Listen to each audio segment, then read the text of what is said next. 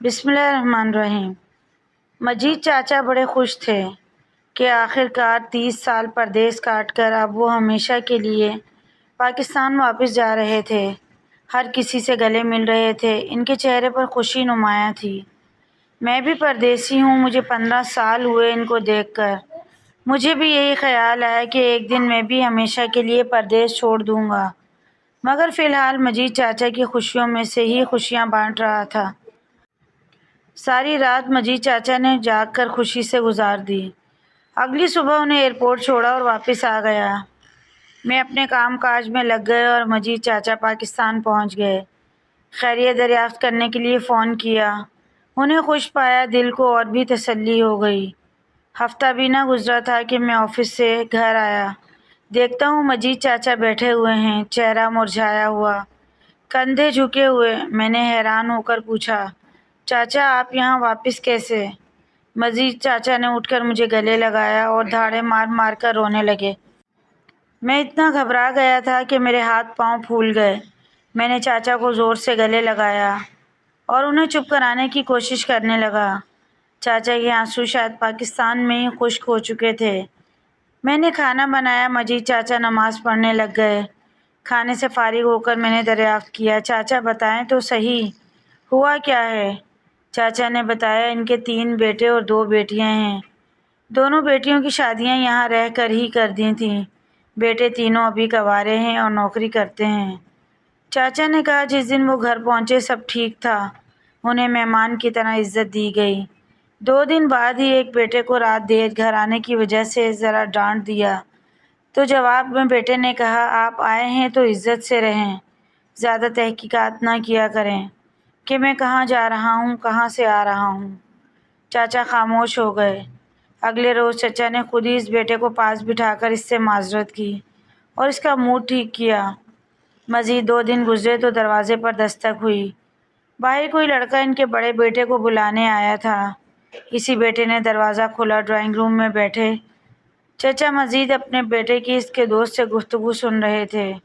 دوست کہہ رہا تھا 4 دن ہو گئے ہیں تو رات کو باہر نہیں آتا، ہم تیرا انتظار کرتے رہتے ہیں۔ بیٹے کا جواب تھا یار ابا آیا ہوا ہے، یہ چلا جائے تو آزادی ملے، جب سے آیا ہے ناک میں دم کر رکھا ہے۔ اس کے الفاظ چچا مجید کے دل میں خنجر کی طرح پیوست ہو رہے تھے۔ شاید چچا کے کانوں نے ہی مزید سننے کی طاقت کھو دی۔ چچا بے ہوش ہو گئے۔ وہ کئی گھنٹے اسی کمرے میں فرش پر گرے رہے۔ جب ہوش آیا تب خود کو اکیلے ہی پایا۔ چچا کی بیوی اپنے محلے کی چند خواتین کے ساتھ شاپنگ کرنے گئی ہوئی تھی اور بیٹے گھر سے باہر تھے۔ چچا اپنے خالی مکان کی دیواروں سے عجیب باتیں کرنے لگے۔ کبھی کہتے کہاں غلط ہوں، کیا میں اتنا غلط ہوں، میں نے کیا نہیں کیا، کیا میں اتنا غیر رحم ہوں۔ اسی رات چچا نے کھانے کی ٹیبل پر صرف اپنے لیے کھانا دیکھا، باقی سب باہر سے کھا کر آئے تھے۔ چچا نے گلہ کرنا چاہا کہ ان کے ساتھ کھانے کی ٹیبل پر ہی بیٹھ جاتے، مگر مزید تکلیف دہ جواب سننے کا حوصلہ نہ تھا۔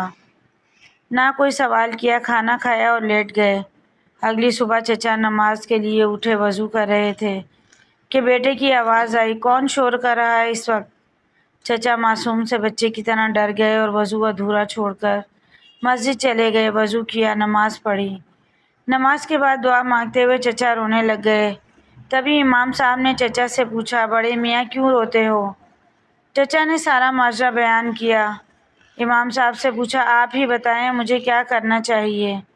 امام صاحب جو بہت بزرگ تھے فرمانے لگے، اب تم کچھ نہیں کر سکتا سوائے برداشت کے، یا ان کے لیے ہدایت کی دعا کرنے کے۔ جو وقت تیرے بچوں کی تربیت کا تھا وہ تو نے پردیس میں کاٹ دیا، اب وہ بچے نہیں رہے، انہیں جس طرح پرورش ملی وہ ویسے ہی بن چکے ہیں، اب یا برداشت کرو یا ان سے الگ ہو کر کہیں اور رہ لو۔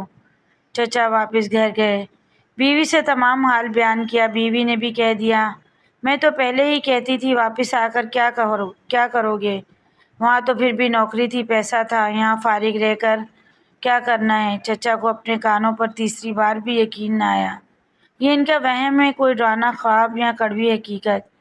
غرض چچا نے بینک میں رکھی ہوئی رقم سے واپسی کا ٹکٹ خریدا اور بنا کسی کو بتائے اپنے کمرے کے دروازے کو چوم کر یہ کہتے ہوئے نکلے، اے وہم تو میرا گھر ہے، میں جسے سمجھ کر تیرے اندر رہنا چاہتا ہوں۔ چچا کی باتیں سن کر میری آنکھیں آنسوؤں سے تر ہو گئیں۔ مجید چچا کی ہلکی سی آواز نکلی، جہاں زیب میں پاکستان کبھی نہیں جاؤں گا۔ جب میں نہ رہا تو مجھے یہیں پردیس میں ہی دفن کر دینا۔ میں چچا کے ساتھ لپٹ کر زور زور سے رونے لگا، کیونکہ میرا دل بھی ڈرتے ہوئے کہہ رہا تھا، کہیں پاکستان میں بنایا گیا میرا گھر بھی میرا وہم تو نہیں۔ مزید ایسی ویڈیوز کے لیے چینل کو ضرور سبسکرائب کریں۔ ویڈیو پسند آئے تو لائک، شیئر، کمنٹ کیجیے۔